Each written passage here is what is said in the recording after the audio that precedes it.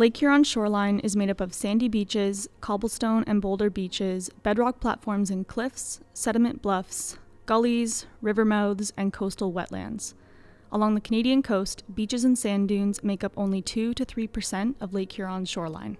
Some beaches and sand dunes along the Lake Huron shoreline are older than others. Point Clark in Huron-Kinloss marks the dividing line between old sand dunes to the north and young sand dunes to the south.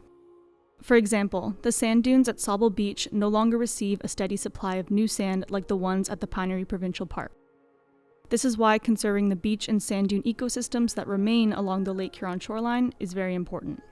Beach and sand dune ecosystems are dynamic and water levels play a major role in their development. When water levels are low, wind and waves carry sand onto the shore. Sand dunes form when vegetation captures that blowing sand. When water levels are high, wind and waves erode the sand dunes and carry sand into the lake, where sandbars form. Both sand dunes and sandbars protect Lake Huron's shoreline by absorbing the impact of strong winds and crashing waves. Healthy and intact sand dunes create habitat and support food sources for various native coastal wildlife, including some species at risk like the piping plover, the monarch butterfly, the pitcher's thistle, and the eastern hog-nosed snake. Native vegetation along the shoreline plays a key role in keeping sand dry and fluffy, preventing erosion, preserving water quality, and protecting species at risk. As more of the shoreline is developed and the number of visitors increases each year, the amount of vegetation along the shoreline often decreases.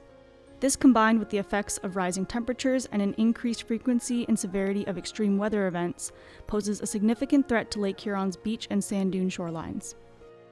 There are a few things you can do as a resident or visitor to protect beach and sand dune ecosystems along Lake Huron. To encourage pioneer dune plant growth, avoid using motorized vehicles like ATVs and golf carts along the shoreline.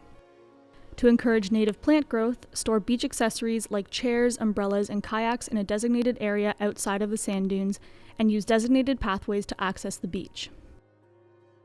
To protect coastal wildlife, keep your dog leashed on the beach and dispose of garbage and recycling properly. Remember to clean your beach accessories, footwear, and fishing gear in between visiting different beaches to avoid spreading invasive species.